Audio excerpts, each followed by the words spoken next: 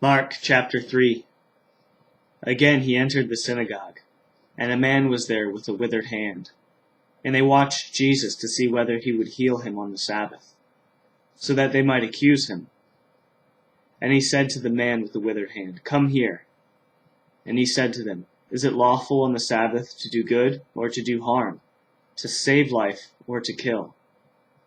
But they were silent. And he looked around at them with anger, grieved at their hardness of heart, and said to the man, "Stretch out your hand." He stretched it out, and his hand was restored.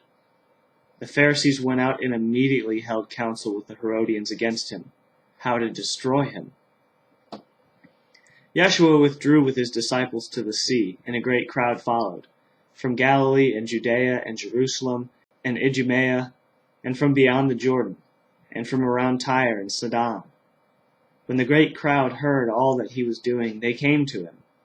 And he told his disciples to have a boat ready for him because of the crowd, lest they crush him. For he had healed many, so that all who had diseases pressed around him, to touch him. And whenever the unclean spirits saw him, they fell down before him and cried out, "You are the Son of God." And he strictly ordered them not to make him known. And he went up on the mountain, and called to him those whom he desired. And they came to him, and he appointed 12, whom he also named apostles, so that they might be with him, and he might send them out to preach, and have authority to cast out demons. He appointed the 12, Simon, to whom he gave the name Peter, James the son of Zebedee, and John the brother of James, to whom he gave the name Boanerges, that is, sons of thunder, Andrew and Philip and Bartholomew, and Matthew and Thomas, and James the son of Alphaeus, and Thaddeus, and Simon the Zealot, and Judas Iscariot who betrayed him. Then he went home, and the crowd gathered again, so that they could not even eat.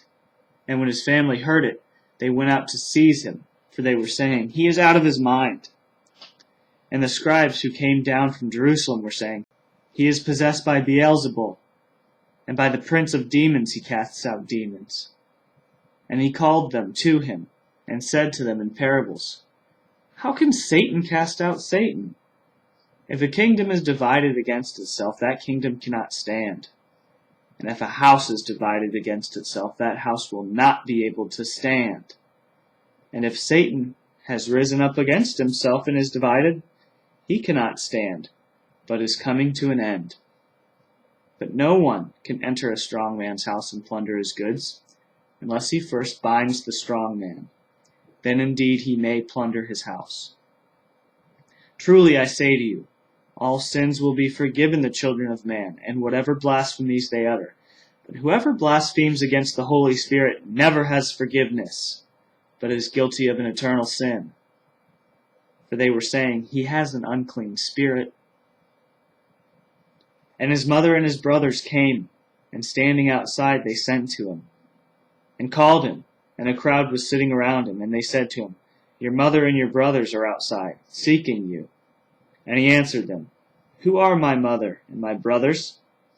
And looking about at those who sat around him, he said, "Here are my mother and my brothers. For whoever does the will of God, he is my brother, and sister, and mother."